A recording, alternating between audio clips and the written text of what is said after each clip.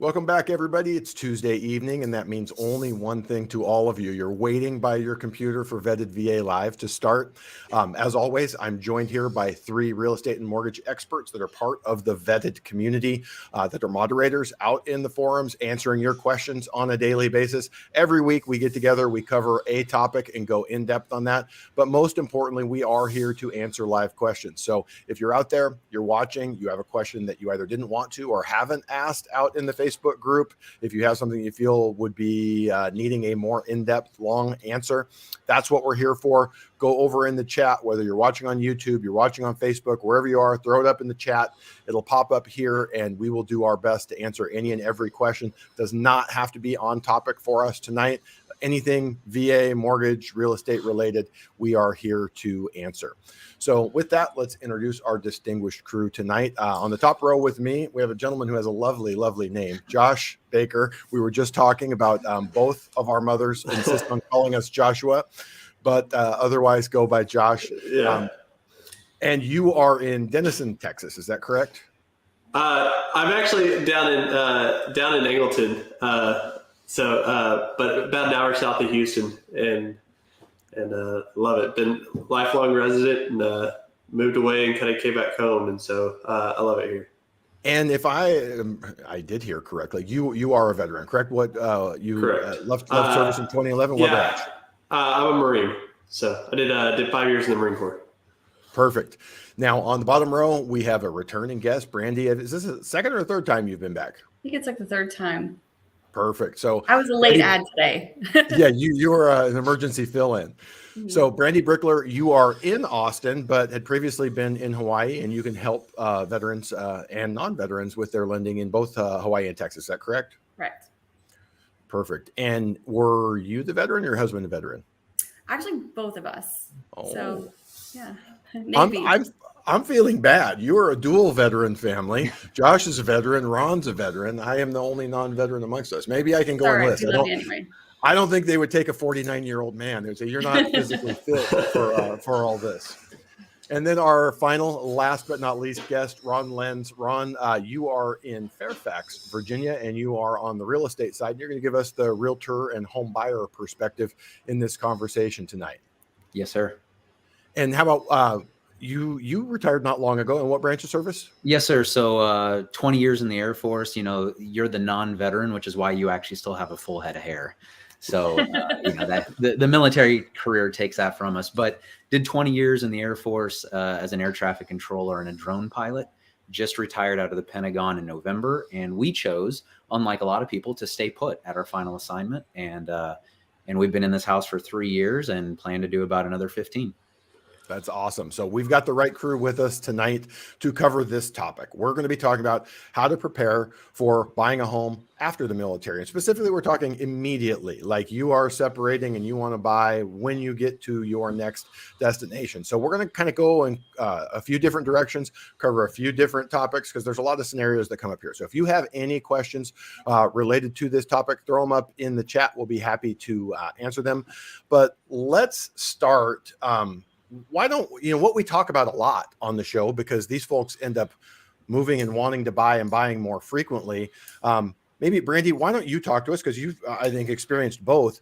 How is buying after leaving the service, immediately after leaving the service, how is that different than PCSing from a veteran's perspective? What should they know?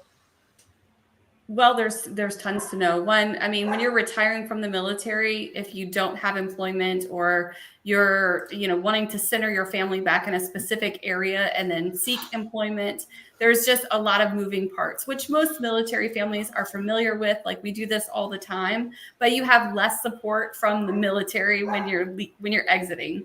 So you don't have, there's no one telling you where to go. It's like, we're just going to drop your household goods off at the place that you tell us to do it, right? And you get to make all the decisions after that. And so for that reason, it's a lot of stress on a family. It's a lot of stress to decide where you're going. And while purchasing a home is not the most important thing that you're trying to do, it does center the family where you're going, which is what makes it kind of the most important thing. And the most difficult, because you're losing income if you don't have employment already. And I just recently did this in 2020. So, moved to an area that I'm not from. with retirement. So income had been basically cut in half. And, we're qualifying just based on retirement income. And sorry, I have a dog barking in the background. But retiring on less income, purchasing in an area and trying to find jobs at the same time. So just super stressful. It was a lot of moving parts. That's why it takes people who understand this to help you get to do it. And Ron, you also recently retired and went through that experience. Maybe contrast that and tell us a little bit about your experience, what you and your family did with housing related to your separation. Well, honestly, when we moved here, we originally had plans to go back to California for retirement, where we had just PCS from. So our initial plan was to not purchase here. We rented for about 8 months, and kind of as the area grew on us and I kind of saw what the future looked like, we realized we may stay put. And luckily, I've got some friends and family in the mortgage industry, and they said, hey, if you think you're going to settle down, it may be worth your time to kind of get ahead of that airplane, pilot joke intended there, and purchase now, because once you're within that window of separation or retirement, it kind of ties your hands to a lot of things. So we went ahead, we followed that advice, we purchased our home, and honestly, the transition out of the military for us was incredibly easy. I'd already been doing real estate for about 2 years. We were already in our home. The kids were settled. My wife was in, nursing, and completely different transition. But a lot of the folks that I'm helping are in the same boat as what Brandy was. And it's a stressful scenario. So did you say that you guys had bought the house before, so you really didn't have to deal with this? You had kind of ended up staying in the same area, you owned the home, didn't Yes. really have to deal with the process of getting a home while undergoing that transition. I'll be honest with you, and Brandy can probably relate to this. You're so excited to get out of the military, and then suddenly they just dump everything in your hands and say, have fun. You wanted this, right? Now the choices are yours. Go do what you want. And to me, it was, even with an easy transition out, it was almost a little overwhelming, because what if I made the wrong choice now? Before, I would just blame it on the military. But so I'm watching a lot of people struggling to try to find what's the right priority to do first. So Josh, you said you've been out since 2011. Anything to add with your experience? No. So honestly, whenever I got out, I was still a lot younger, and we actually rented a while, and then we purchased, and that was my transition into home ownership and everything. But one of my biggest things is I went through 2 loans even before I used any of my VA loan benefits, and I wasn't taught about it before, even on transitioning, and so that's been my kind of mission, is to get those benefits out there and let veterans know what they have. Cool. So in terms of this, I'm trying to think of kind of the best direction to go. Something that both or 2 of the 3 of you mentioned was renting. As a mortgage professional, I have yet to find a way to monetize my clients renting. So people get this idea that, well, you're a mortgage person, if all you have is a hammer, everything goes like a nail, you're telling people to buy a house. Dave Ramsey has one of the best quotes. So Dave Ramsey says a lot of crazy things, or a lot of things I don't necessarily agree with, but one of his best quotes is that there's nothing wrong with renting. It's buying patience until you're ready to buy a home. So with that thought, Ron, this probably, you get people a little earlier in the process often than we do as a realtor. What are your thoughts on that? Should people be rushing into renting? And then Josh, Brandy, feel free to pipe in also with, when you're advising clients, is there any reason to be merging those 2 processes? A big life event, exiting the military, big life event, buying a home. So I think a lot of this depends on the area that the member is seeking to purchase or to rent, right? So in the DC area, it's very, very competitive. People are juggling a lot, and to try to add purchasing a house to that equation sometimes is a little too overwhelming. I am a big advocate of renting 6 months to a year and learning the area, settling down, figuring out what works and what doesn't. And I'll be honest, when I tell people, like, hey, slow it down and just kind of figure everything out. And when it's right, you'll be able to go in 100% confident. I see a lot of people taken aback because our vision of success is owning a home. And until you own the home, it's just purely a place to lay your head. And I really try to reverse that and, eat the elephant one bite at a time and take the 5-meter target. And sometimes that's just putting your head down in a rental for a while. Absolutely. I love that idea of buying time. I talked to a client today. She's not a veteran, but she called and asked about an FHA loan. Her landlord's selling the house, and she says, I've been renting. I had some credit situation. I had a health issue. I was unemployed for a period of time. But if I can do this, I would like to buy this house. And we go through it. It's a $630,000 house, and she was renting it for $1,500. And I said to her, I said, I don't know that I would be in a rush to be owning that house with a $4-something thousand payment, $3,800 payment, whatever the number was, when you can rent it for $1,500 and still keep working on your credit, still keep saving money. We go through at length the benefits of home ownership on the show here, and when moderating and asking questions. And for the most part, people come to Vetted VA because they are in the market. They've decided they want to own a home, they want to refinance a home, they want to buy their first or their next home. Brandy, do you have any specific thoughts and maybe like contrast? Both you and Josh are in Texas. Texas market is very different than what they're seeing in Maryland, Virginia right now, which is an incredibly hot market, which most people are not hearing about. But Texas was one of those massively appreciated markets, and that obviously enters into that decision. Maybe talk about that a little bit. Well, I mean, I think like once people are exiting from the military, the decision, there's a lot of things that come into play, right? And we haven't talked about yet one is income. Obviously, it's income. And we're, as mortgage loan officers, are looking to, when we look at your LES and find out whether or not you qualify for a home, we're looking at that ETS date. We're looking at that and determining, where we're going to do that. So that's a big piece of like where people are deciding to, when people are deciding to purchase and how quickly, like before or after retirement, that's happening. In my specific market, I feel like we saw like a big influx of people during the pandemic, and our, values went up quite a bit, and it kind of pushed affordability outside of the norm of like normal, regular people here in the area. And so we've had like a little bit of a pullback, but it's still a very desirable location to purchase.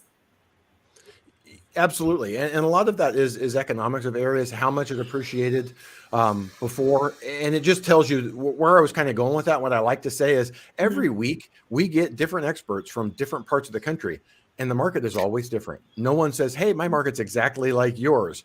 So it's really important. The messages that you're seeing, whether it's YouTube videos, whether it's your Google News feed, we keep getting the message that this is what the housing market is doing, or this is what the housing market is doing. But the truth of the matter is there's not one housing market. There's thousands of housing markets around the country. So when you're making these decisions, possibly the most important thing that you can do is get with a team of trusted advisors on the mortgage, the real estate side, anyone else that that's local to the area that actually has their finger on the pulse of that market. Because, for you guys, two very different markets right now. How, Josh, how are you advising clients? Ron's saying, hey, if we're wanting to get this home, it's a very hot market, tight market, not a lot of inventory. We need to be aggressive with our offers. What are your clients in Texas seeing? Honestly, I'm still seeing offers kind of be accepted all around, but I'm seeing a lot more seller concessions being accepted too. And that's something that's, a really cool thing for a lot of, especially veterans in my market. It really helps them out with that. And so that's been one of the things that I've noticed lately is a lot of the contracts that I'm getting in have some decent seller concessions on it. And so it might be a decent time for you to hop in there and see, what gets accepted or what doesn't. I would definitely where I would like to go with that is just to say, talk to your realtor, talk to your mortgage professional. If you're interviewing multiple realtors, multiple mortgage professionals, ask them what they're seeing, ask what their last 3 to 4 purchase contracts looked like, because it is going to be very specific to your area and vary a lot. And it's going to dictate your course of action and how you're going to pursue any individual property. But kind of back to our topic of tonight, Randy, you had mentioned probably the most important thing about this equation is income. It's always going to come back to income. We have to prove your ability to repay. With VA loans, we are very fortunate that you have a lot of flexibility and that there's technically no maximum debt to income. We can go quite high on it. Josh, why don't you walk us through what is different for someone separating service? And on the lending side, for you, me, Brandy, when we're trying to get someone approved, what are the things that we have to coach and advise them on? What do we have to have in our loan file to make sure that they are going to qualify and be eligible to close on the loan if they do find something close to immediately upon separation? Yeah. So the biggest thing is going to be, underwriters are going to be looking for income that is considered, stable and reliable. That's exactly what they're looking for. Whenever they go to underwrite a loan, they want to know that income, they can count on it.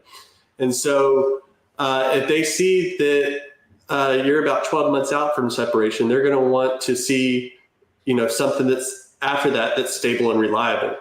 And so having a solid employment offer is something that can be considered stable and reliable if it relates to, job experience that you have.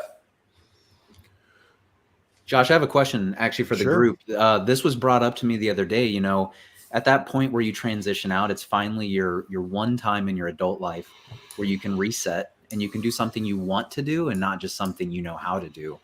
And a lot of people go off on an entrepreneurial or independent contractor adventure. I don't know if I said that word right or not. You did. But Yeah. I stumbled over it a little bit. But how does that impact when we talk about a stable and reliable job? Let's use a realtor, for example. What do you guys look for on the loan side for that? Brandy, you want to take that? Yeah, sure. So when using your VA loan, unfortunately, stable and reliable means that you have some experience and have evidence of being possibility of being successful in that career field, right? That's why they want it to closely relate to something that you've done before. So when you move into that entrepreneurial field, then, that's great. And I encourage people to do that. That's fantastic. But unfortunately, it doesn't meet the income guidelines of, using your VA home loan benefit. Now, that's just for the income piece for that, entrepreneurial endeavor, whatever you're doing. But, if you have other income coming in, such as disability or retirement, that income is considered stable and reliable and can be used.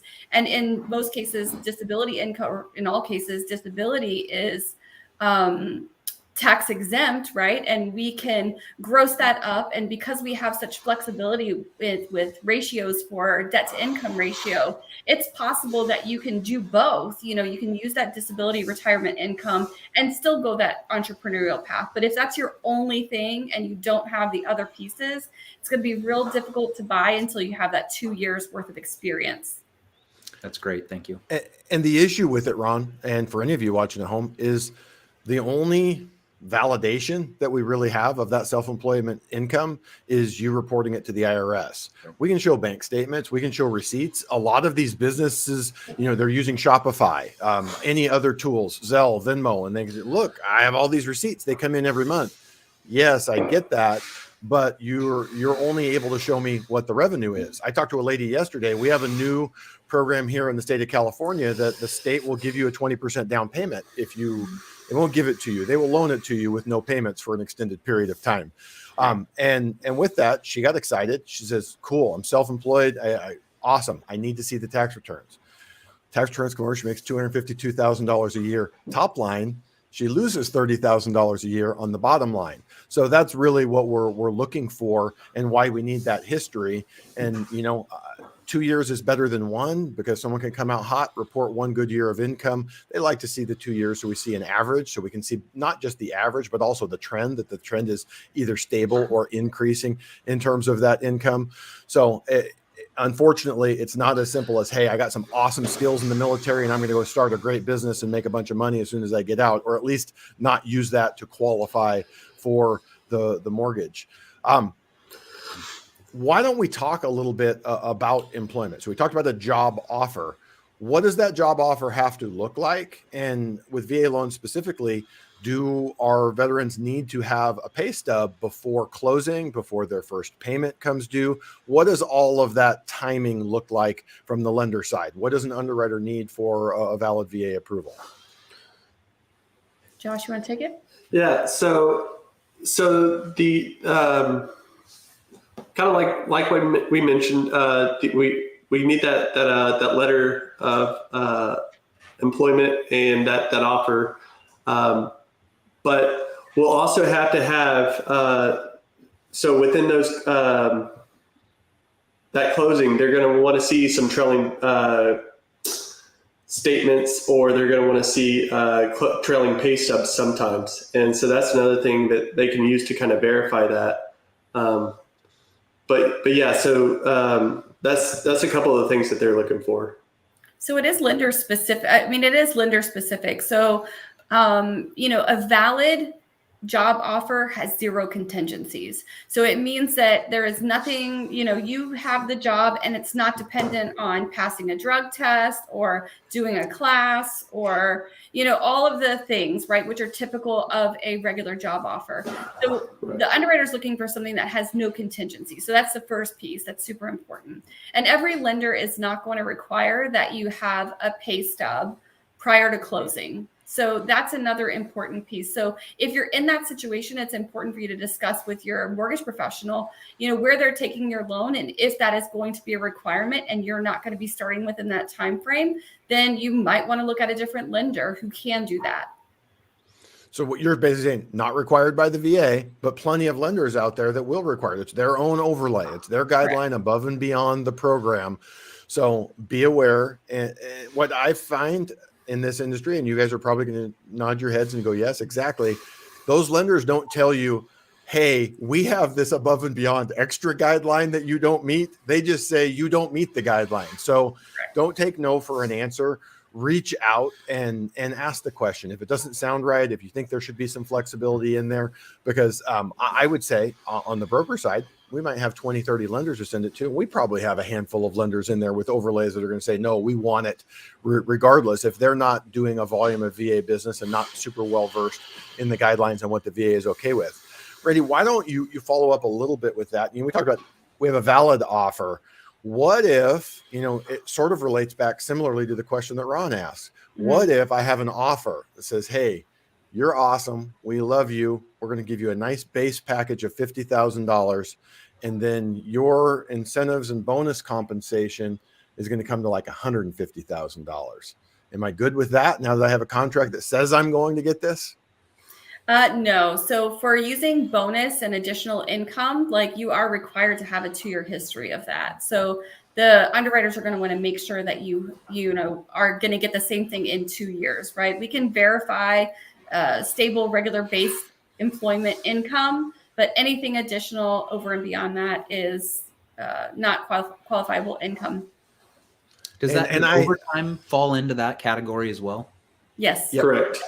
That's what I was just going to say. I specifically threw out bonus, but any variable income. Overtime, we don't know what it's going to be. We don't know how much you're going to get it. I know, we see pay stubs from nurses, and they'll have like 9 different pay rates on there, depending on day of the week, hour, what languages they speak. So the only way we know that is to get a 2-year history of it, average it out. So overtime falls into that category. Commissions. I'll have people that are like, I'm the greatest salesperson in the world. I'm going to make $1 million at the Kia dealership. Cool. In 2 years, when you've got 2 W-2s that show $1 million a year, we're gonna get you that loan. But in the meantime, we're not able to do that. Anything specific or different related to retirement or disability and that timing, or did you have something else on that topic? I do. I guess we could tie that in together, because I have personal friends who just kind of reached out to me recently, and they were reached out to the veteran lender that they thought they were supposed to reach out to, and they were told that they couldn't use retirement income. And, it's something that is out there where, there are some lenders who are telling veterans who are retiring that they cannot use their retirement income. Definitely they can use disability, but, my friend has a specific situation where she has been offered a job, but there are some rules when you're exiting the military, whether you're taking a GS position And there are some waiting timelines, right? So she has a period of time, like once she exits terminal leave, then she has to wait 180 days before they'll actually, she actually has the job. That might be a little bit too far out for a lender to accept, as far as, you're going to get that income, great, but we can't use it for qualifying. But we can use those other things. We can use the disability, we can use the retirement. And it's important to know that you can use those incomes. So if someone tells you no, that you can move on to another lender. Perfect.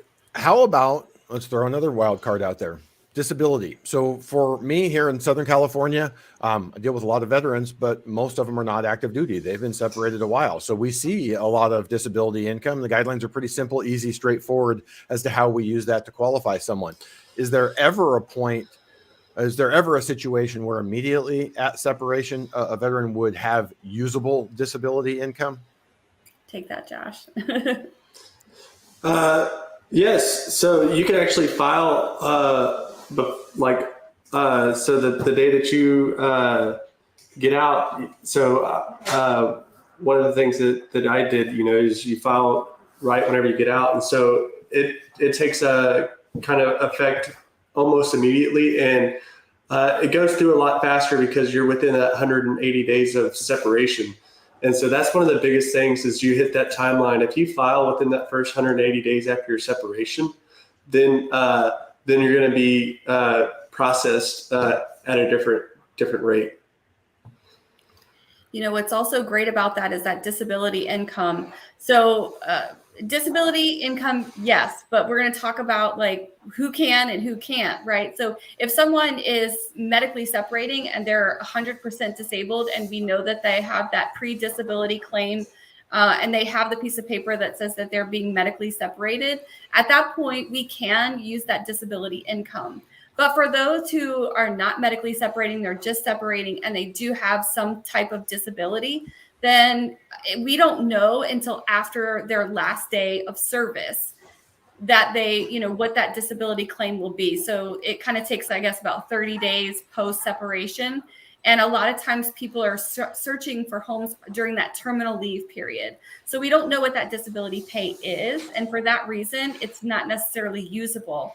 And additionally, when someone is 100%, there are some tax benefits that are happening in certain states. So specifically here in Texas, if someone is 100% disabled when they are exiting the service, and we have that pre-disability claim or, medical separation, then we can use that and qualify the veteran as property tax exempt, which is allowing them to qualify for more. So even if they are working, after the service, if they are 100% disabled, that's giving them a big advantage just because taxes are so high here in Texas, specifically. But there are tax incentives in other states, which I think Vetted VA has a whole list of states and their tax incentives.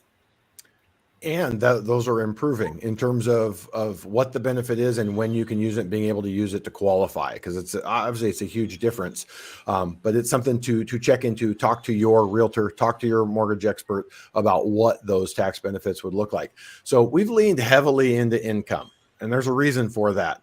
That's the big thing that's changing when someone is leaving the service. For the most part, it's not going to change your credit. You know where you're going, you kind of know price range. Is there anything else, you guys, Josh and Brandy, specifically from the mortgage side, that is unique to someone transitioning out of service that they need to think of in terms of buying? I think for me, like, especially, there's definitely talk amongst like military spouses of like how you structure that. Some people get really blindsided at the end of service and realize, wait, what do you mean? We can't use our military income 3 months before we retire. So that's super important. But I mean, like structuring, like when you're actually moving is also like an important piece, because there are ways around this income piece. It's a big factor, but there are ways around it, such as the family moving ahead of the veteran, during that last year of separation. If a family knows where they want to settle, then they can do that prior to when that income is still usable. And that's really kind of the only thing that I can think of, that's a little bit different. And that way, if the family does move ahead and you have a spouse who has a job ahead of time in that area, now we're good with that income. We don't have to deal with it on two fronts. Because imagine if you have a non-veteran spouse that has a job in an area, well, they also have to look for a new job, unless we're in this new era where people can work remotely, which apparently day by day, if you read the headlines, less and less people are being allowed to do that. Ron, from your perspective on the real estate side, what else should separating veterans be considering? What should they be looking at? I know we had talked about kind of making sure where you want to be in that area, possibly thinking of renting, but any other advice or guidance that you're giving veterans as they transition? Honestly, the biggest thing that I've seen here recently is folks that are participating in SkillBridge. And it's a phenomenal program. So if you guys don't mind, I'll spend about 30 seconds doing a quick description. Absolutely. So you're up to 180 days, including your terminal leave and your SkillBridge program. The military, with commander's approval, will let you out and go start an internship on the civilian sector. It's a SkillBridge. It's, again, getting ahead of the airplane and getting you out there and getting you into a market to let you start being a civilian, so that the day you officially separate or retire, you're up and running. You've got everything smooth and ready to go. Hopefully one of those job offers that we talked about, right? Non-contingent. And I'm here in the Washington, D.C. area. This is the SkillBridge Mecca. And everybody comes here either from the Pentagon, which employs about 23,000 people, or they look up their SkillBridge options and they say, hey, that looks really cool, and it's in DC. That could be fun to go live in. And they show up and they're looking to buy a home. And they're excited because they're in this really cool opportunity. They get to grow a beard out, and they're still in the military. And then you hit them with the realization of what we've been talking about. You're on an internship. You're within 12 months of separating or retiring. You do not have a job offer letter because you're still 6 months from truly being hired by them. And it's a little scary how many folks do not realize that jumping into SkillBridge may delay that home purchasing piece. Absolutely. I probably sound like a broken record because I say this probably every third week on here. I don't think in terms of what we do on the loan side or real estate selling houses as rocket science. But when I get to sit back and listen to the two or three experts we have every week, you start realizing it's not rocket science, but it is very complex. There's lots of moving parts, and it's almost doubly so for veterans, active duty PCSing, active duty separating. It just really ramps things up. So it is important that you're working with someone both on the real estate and the mortgage side that is very experienced with VA loans. Doesn't have to be a vetted VA expert, but make sure whoever you're working with works with veterans regularly, active duty, retired. Either way, it's a unique program with some awesome benefits, and there's lots of ways to sort of get lost in that complexity. So we've covered a lot of ground here tonight in terms of what they need to look for. I always, before we wrap up the show, like to give everyone sort of a round table last minute where you go through anything you want, anything related to this topic, or that you just are seeing in your market and wish veterans knew, or just general evergreen advice for veterans in the home buying and financing process. So with that, why don't we start with you, Josh, and we'll leave it to our distinguished realtor to close it out for us. Yeah. So the main things that I wanted to, lead with or just, whenever we kind of look at anything, whether it be income or anything, we have to make sure that it's considered, stable and reliable. A lot of the things that I've also just kind of doing research on this subject, I've been in chapter 4 of the VA Lender's Handbook. And so chapter 4, section 2K goes over a lot of, in-depth things about, if you're within that 12 months of release. And that's always a good thing to kind of, look at. There's a lot of, certain scenarios. If this is met, if this is met, and this is met, then it'll, you're going to be in a better spot. So I think that's a big thing to kind of remember, is always just go back to that guideline and look at it. Josh, I've got a question for you, and all you guys can answer because you are veterans. When you are active duty and you have your leave and earning statement, do you feel that most active duty know what that expiration term of service box is in the pay stub?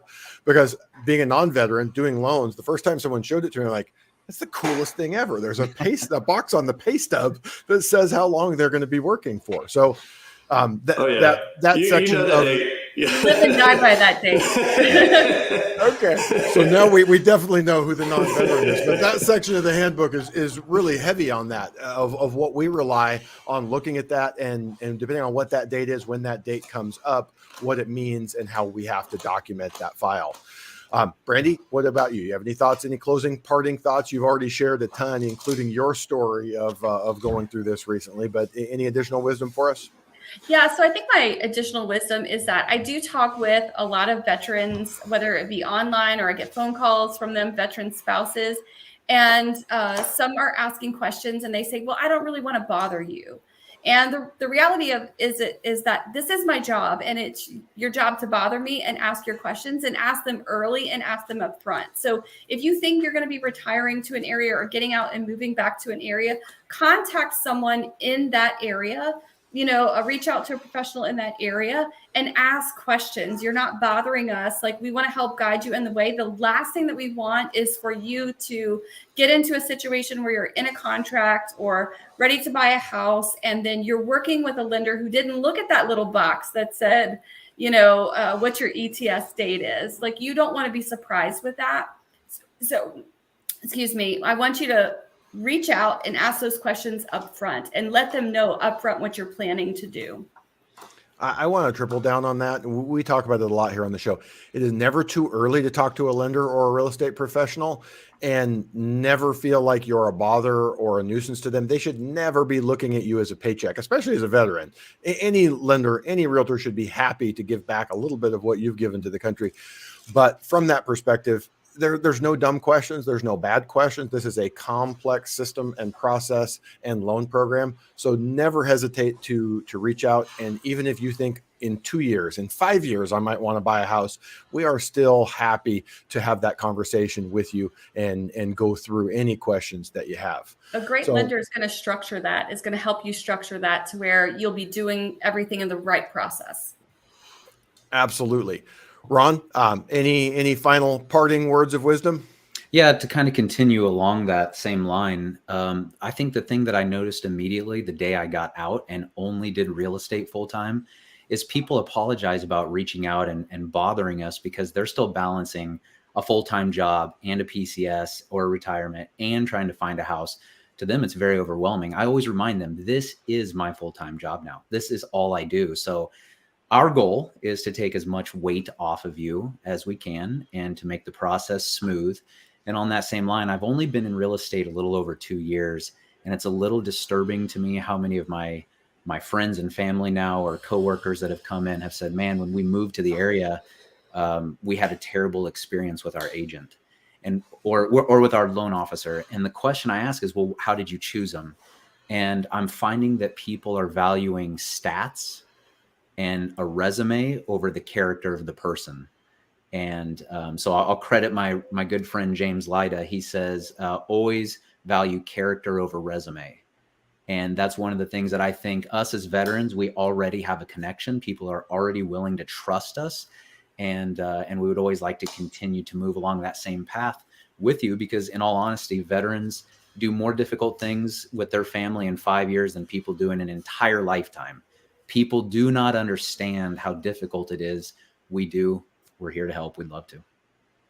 Awesome. I love it. We have Perfect. one comment. We didn't get any questions tonight. So we must not look that knowledgeable. No one threw out any questions for us, but Shay actually found the live through another live that I do on Wednesdays. We had talked about, the show a few weeks back, and he's caught up on all of the shows here. He says, thank you all for your continued knowledge you provide us.